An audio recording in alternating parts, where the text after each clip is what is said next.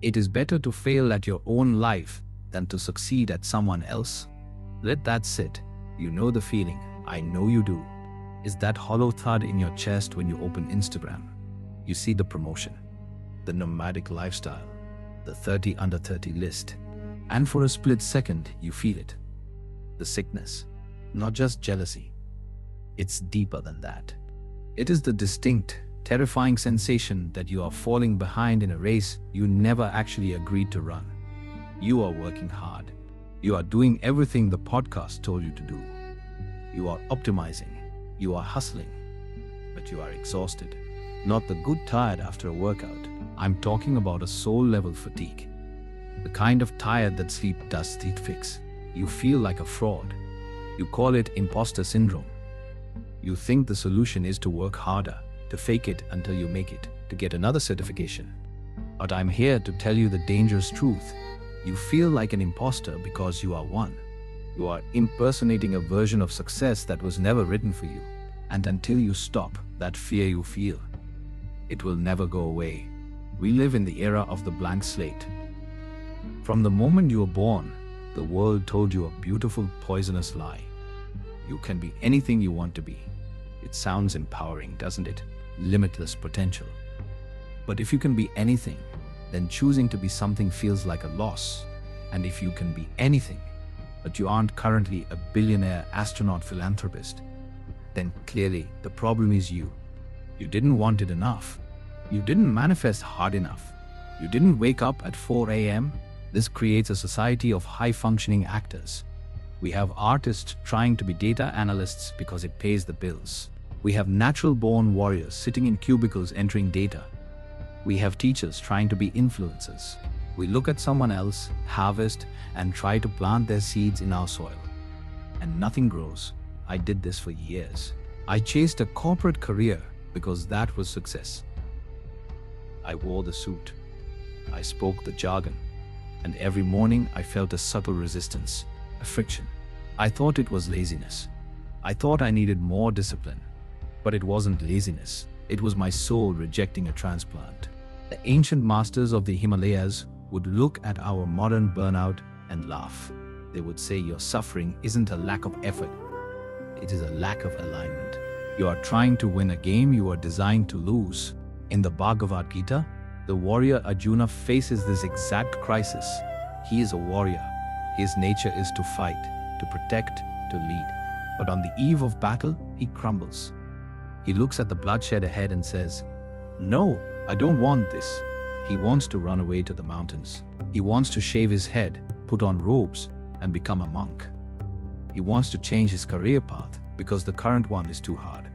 Krishna stops him, and he delivers one of the most ruthless, liberating verses in spiritual history. Chapter 3, verse 35. Shreyans Swadharmo Viguna.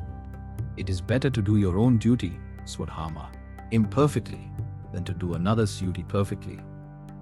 Krishna continues with a warning, Paradharma Bhayavaha. To follow another's path is fraught with fear. Fraught with fear. Does that sound familiar?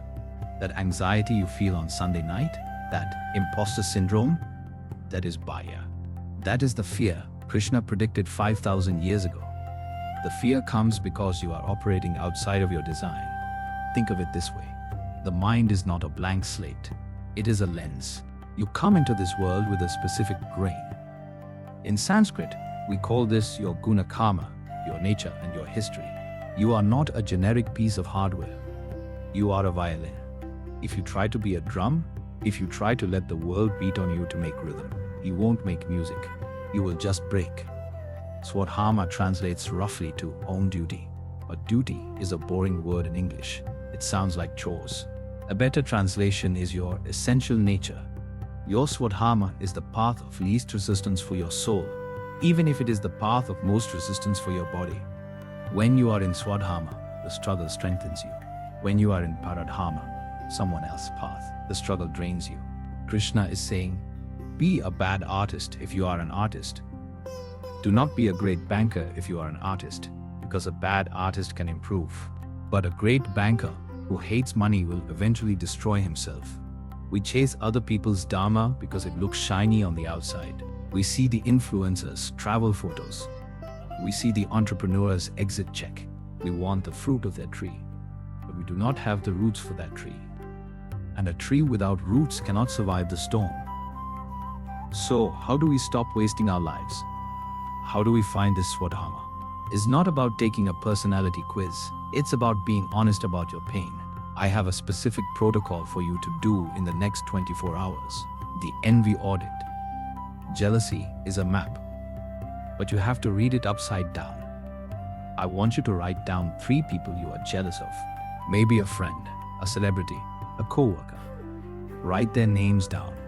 Now, look at their success, the money, the fame, the freedom. Now, here is the question that changes everything.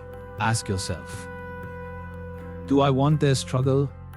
If you want the CEO's millions, are you willing to take the 80-hour weeks, the high blood pressure, and the isolation? If you want the musician's fame, do you want the months on a tour bus, sleeping in bunk beds away from your family? If you want the reward, but you recoil at the struggle, that is not your Swadharma, that is just greed.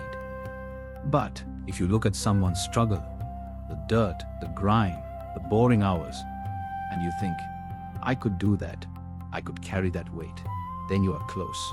Because Swadharma isn't about what you enjoy, it's about what you can sustain. Stop trying to be a perfect copy of someone else. The world doesn't need another generic success story. It needs you, the real, messy, specific you. As the Gita says, better is death in the discharge of one's own duty.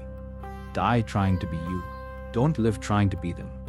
I want to know what you found in your audit. Down in the comments, tell me, what is a dream you have been chasing that you are finally ready to let go of? Let's bury the false selves together.